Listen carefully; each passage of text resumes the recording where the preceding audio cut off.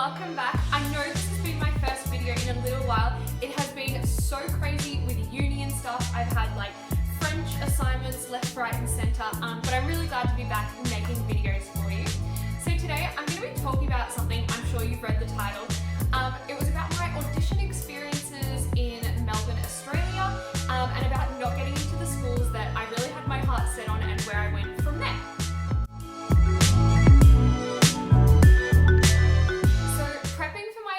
Was a pretty stressful time. My first round of auditions that most people do is in their year 12. So you're going through your year 12 exams as well as trying to prep monologues and songs for auditions, getting your jazz technique and your dance skills up. So it is a lot going on in a small amount of time and it's a lot of pressure.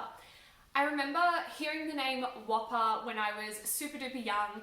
Everyone knows Hugh Jackman, Lucy Durack. There is a massive amount of alumni that come out of WAAPA, and it kind of is a dream school for a lot of people, and I sort of thought that's where I always want to go, and that's sort of what I had my heart set on from such a young age.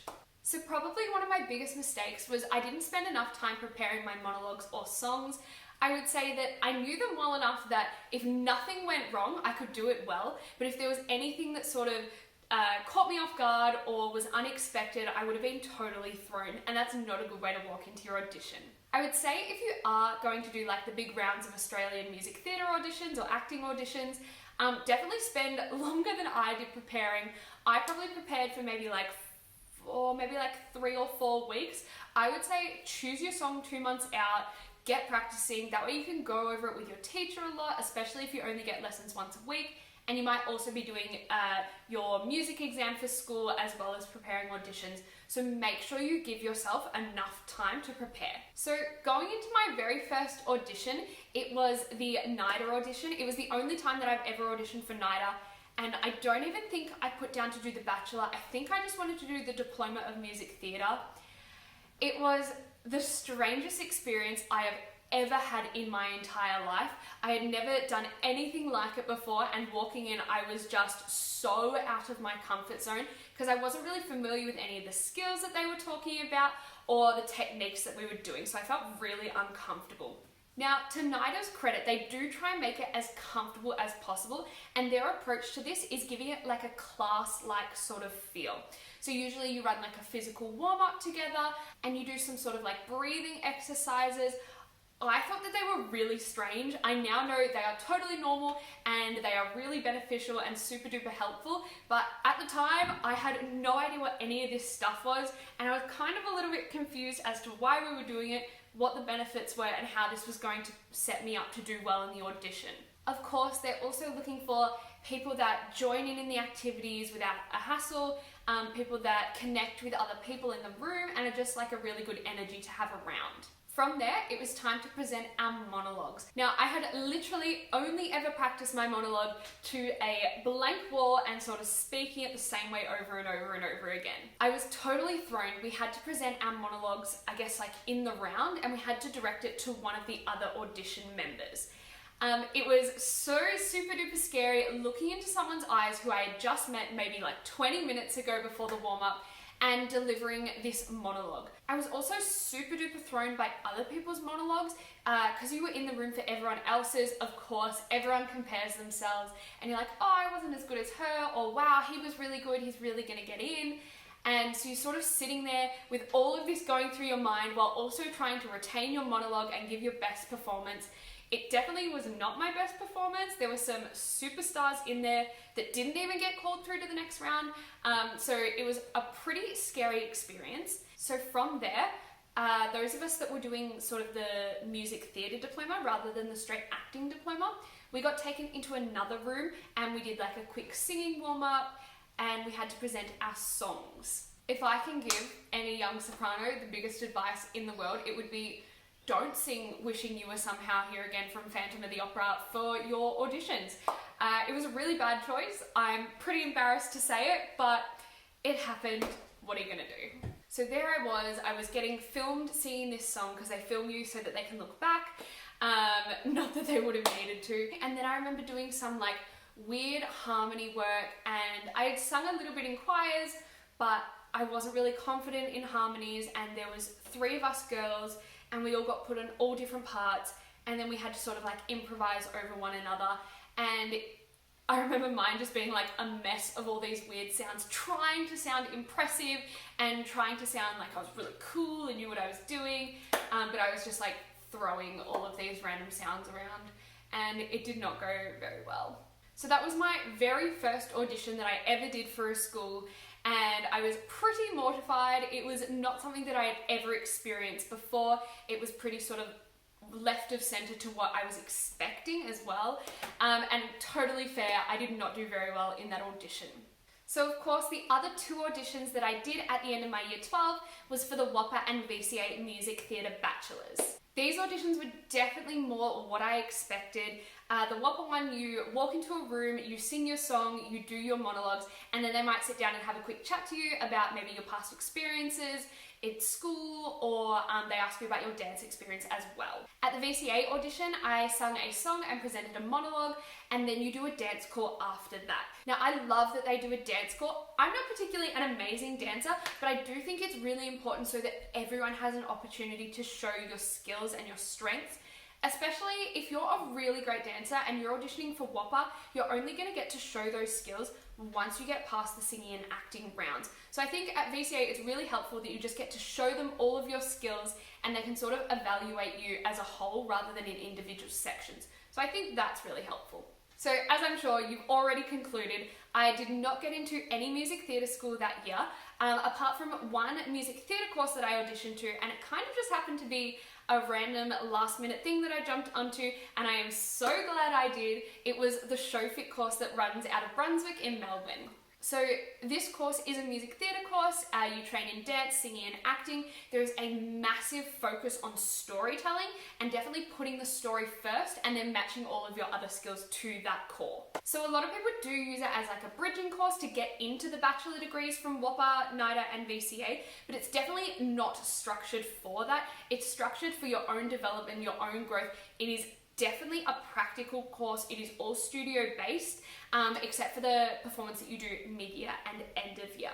But they definitely train you up to work on your skills so that you can go in and audition for schools or send you out into the industry with a really good foundation in your training. Now, I kind of think it is a little bit of a blessing that I didn't get into any of those bigger schools, because the training that I had at ShowFit was second to none. It was so cool and I absolutely loved it. My favorite thing, honestly, was the people that I got to meet. I built some really amazing friendships. The whole course was just like a massive family. Yes, we had our dramas, as any music theatre course is going to, but it was really lovely and really wholesome the whole time. There are also so many other music theatre courses in Melbourne that are run by so many different companies. It really just depends on whether you want studio training or performance training or more dance training or more singing training or more acting training.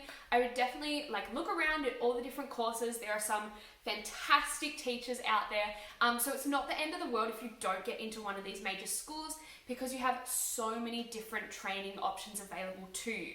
Now, in saying that, we had so many amazing people that came to talk to us at ShowFit that had never done a bachelor degree, had never done any formal training, but just went to classes themselves, took their singing lessons, really knuckled down, did the hard work by themselves, structured their own training, I guess, and they have become major successes in the industry.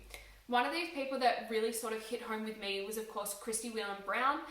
She came in a couple of times and spoke to us, and she was so inspirational. She is just a major talent in Australia, and has been in some of the most amazing productions and is just such a talented artist. And she never went to any of the big schools, and she really taught us that you don't have to. You can make your own way in the industry.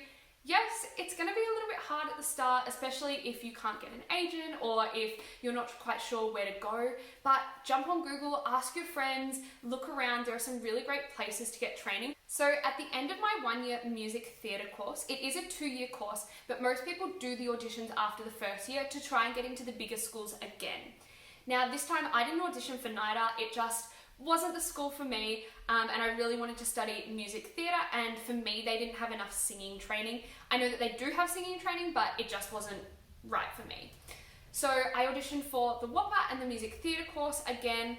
I did pretty much just as well. I would say I definitely sung better songs this time, but even still, I kept it more in a classical vibe. I'm not sure if they liked that or maybe they didn't like that, and maybe that's why I didn't get put through, but I definitely went in with a lot more confidence and I was a lot more ready to do these auditions. The auditions ran pretty much the same way, and they were a much more enjoyable experience this time. I knew what I was in for, but I just wasn't put through. Now, I think it's so easy to make up a whole bunch of different reasons. They spoke to me about my age, maybe I was too young. I also kind of like downplayed my dance experience. I think it's just like a common Australian thing. When someone asks you, are you good at this? You're kind of like, oh yeah, like I can dance. I've done dance training, but I'm not like amazing. And I think I got a little bit disheartened about that afterwards, because some of my friends that I knew maybe were at like a similar level, or maybe I'd had a bit more training than them, sort of put themselves as like an intermediate level, whereas I said that I was in like an intermediate beginner. And so I think I undersold myself a fair bit there. And maybe looking back, I would say if you're going in there, try and show your best self. Don't like brag about how amazing you are, but definitely put yourself forward as someone who is capable of doing these skills, or at least capable of learning and picking them up. Definitely make that clear to the panel. I actually remember one of the comments that I got from one of the particular schools didn't make me feel very nice. I was auditioning with one of my friends at the same time. We had booked the same day, and he drove me home and we stopped and got Macca's on the way because I wasn't feeling great about the audition. I kind of knew at that point that it probably wasn't going to happen. And so I was a little bit upset and went back to the show fit course, and everyone was so lovely, so supportive. We were all doing the same auditions and we all knew that how it felt to sort of maybe not do as well as we had hoped. I'm definitely glad that I did do the auditions. It definitely like hardened my walls a little bit. It taught me how to walk into a room with a little bit more confidence, and I was really glad that I could put the skills that I had learned in the show fit course into a real life setting where I was doing auditions. So that was kind of cool, and that was definitely a positive that I took away from it. Now, once again, after my second year of auditioning, I didn't get a phone call. I wasn't asked to do a callback, and that was a little bit heartbreaking at that point, because from there I didn't really know what I was going to do. I couldn't afford to do another year of the course that I was doing, and I just sort of wanted to do my own thing for a little bit, rather than do like a really structured course, so I could have a bit more freedom and sort of see what I really wanted to go forward with in the rest of my life. Since then, I have become the biggest advocate for a gap year ever in my life. I think it is so important. If you have just like an inkling of maybe wanting to follow a dream, or even just not sure what you want to do, take a gap year. I cannot recommend it enough. For me, my gap year changed my entire perspective on the theatre industry, about what I wanted to do and where I really wanted to focus myself. I sort of shifted my lessons to a more sort of classical side, and then did some more research on like opera, and into that world a little bit more. Now, it was probably around like March or April that I actually started to go to operas a little bit more frequently. I had been to a couple the year before, but this was when I was sort of honing in on immersing myself in sort of the opera world. I researched online and found one of the teachers that worked at the Conservatorium at Melbourne, and I set up a couple of lessons with her. She is still my teacher now. She's absolutely brilliant, and I'm so lucky that I found her. She set me up not only to do really well in my auditions the next year, but also just gave me a really great understanding of the world that I was sort of getting myself into, and it gave me a really good insight onto sort of how the Conservatorium worked and what they valued and what was really important to me and to them, and if that was sort of compatible. After year 12, after my show fit course, and then after my gap year, so this would have been my third rounds of auditions, I actually decided that I didn't want to do the music theatre auditions again. I really had my heart set on going to the Conservatorium and studying classical voice, and I figured with all the preparation that the other music theatre courses took, I had already spent maybe like 5 or 6 months preparing for my Conservatorium audition, and I really wanted to do well at that, so I focused all of my energy on that and didn't end up auditioning for any of the music theatre courses at VCA or WAAPA or NIDA that year. Obviously, it is so risky putting all of your eggs in one basket. If I didn't get in, I honestly don't know what I would do. I would definitely say have a backup, but I didn't do that myself. But for anyone else, especially if it is your first year, have a backup. I think because it was my third year, I sort of knew the standard, I knew what I was capable of, and I had been rehearsing these pieces for 3 months or even more, and I was really confident walking into that room. So my conservatorium audition was a really awesome and positive experience. I feel like even when I left the room, I got like a really great vibe from the panel, and I was like really excited to figure out if I got in or not, because I definitely had my hopes up.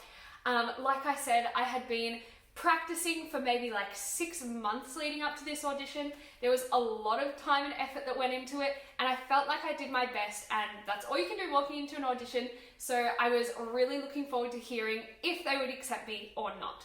So, as you know, they did. I got the email maybe like a couple weeks later, and I was just over the moon. I was so happy. And I think looking back, I think it was kind of a little bit of a blessing that I didn't get into any of the major like music theatre courses at like WAAPA, VCA or NIDA, because I think I really am where I'm meant to be. That sounds so cheesy, but it is really challenging me. It is definitely pushing not only like my voice, not in a bad way, but it is definitely making me think a lot more. I love getting to learn like so many different languages. It also allows for like a lot of diversity. I get a lot of choice in my subjects. I'm also really passionate about like legal studies and law, and so next semester I'm going to be taking a law subject because Melbourne has like a lot of breadth. I think I'm really enjoying the freedom that I have in my course, which I know I wouldn't have gotten in a music theatre course that is very structured for you. So I'm really enjoying that I get to choose my own subjects. I get to do the classes that I really want to do. Of course, there are core subjects, but I get a lot more freedom. It also allows me to do things outside of university because it is less contact hours than a music theatre course. For me, I spend my time like working. I really enjoy my 2 jobs that I have, but I also dedicate that time and the money that I earn from my jobs to other lessons in dancing, in acting, and in extra singing lessons. I know that I definitely wouldn't have been able to afford anything extra if I was doing a music theatre course, because it's really hard to work and do such an intense course at the same time. For me, it allows me to save money and get a bit more like independence from my parents, and I get to do things that I really love and that I enjoy and that I choose to do. I know for me, when I was doing a music theatre course that had dance every single day, you would come in from the day before feeling like super sore in your legs, and then you would know that you're going to be doing the same warm-up tomorrow, so you can always try then, and I wouldn't really dedicate myself every single morning to those dance classes. But now that I pay for my own dance classes, I go to do it because I've like made the effort. I'm going to put like 100% into that class, so it means that I'm giving it my all when I do go there, and that seems to be a better way for me to work rather than doing a music theatre course. Now, something that I did want to say is please don't think going in there that this place is the absolute best for you and this one maybe isn't for you, because ultimately the panel knows what they want. They know if you're going to fit into their teaching style, if you're going to fit into the cohort that they've chosen. There are so many things that go into their decision to make sure that you're right for the course. Now, I know friends that got into WAAPA that didn't get into VCA, and it's pretty clear they suit the WAAPA style of teaching so well, and I don't think they would have fitted into the VCA course very well, and vice versa. The VCA course suits the people that are in it, and maybe it wouldn't suit the people that went to WAAPA, and same for NIDA. I really think that you just sort of end up where you're meant to be, and as long as you're working hard and putting in the effort, no matter where you go, you're going to get the most out of, and you're going to do really well and learn the skills that you need to go into the industry. That said, if you don't get into one of these courses, it is so far from the end of the world. It really doesn't matter all that much as long as you put in the time and effort to continue to train. Whether that be looking at other training options for courses, like I mentioned before, the one that I went to in Brunswick, or there are just like so many great courses out there, whether you need more training in dance or singing or acting, or maybe you just need a combination of all three. Different courses are going to provide different levels of training in each area, and I really recommend you like look around, you do the research. Some of them are a little bit more expensive. I guess the plus side of going to a uni is you can put it on HEX, but sometimes we just don't get in, and that's fine, and we just work really hard to pay for the courses, and it's definitely doable, but it just takes a little bit more hard work and effort.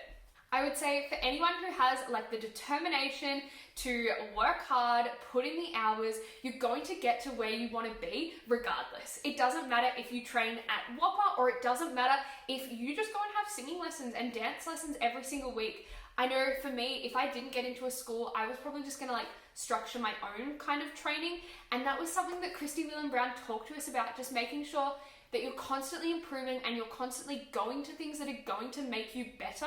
But to do that, you sort of have to be on top of yourself. There's no schedule that's gonna tell you at 9 a.m. you have dance class on South Bank campus. So you just really have to make sure that you're motivated enough to do this, and if you are, I would say definitely go for it. It is so easy to get disheartened to not get into one of the bigger three schools, but really you can make it work. Like I've said over and over again, it just takes hard work and dedication.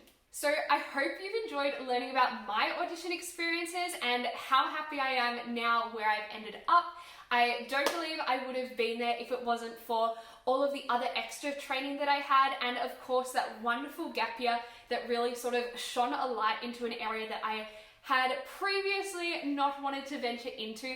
So I would definitely say give yourself some time to explore, try new things, see what works for you, and give yourself the best possible chance of getting into those schools by doing the preparation. Thank you so much for today. Like always, like and subscribe. I would love to keep making more videos. If this stuff really interests you, leave a comment below and I can talk a little bit more about auditions and getting into schools and that sort of stuff as well. So thank you once again for watching. I'll see you in my next video. Bye!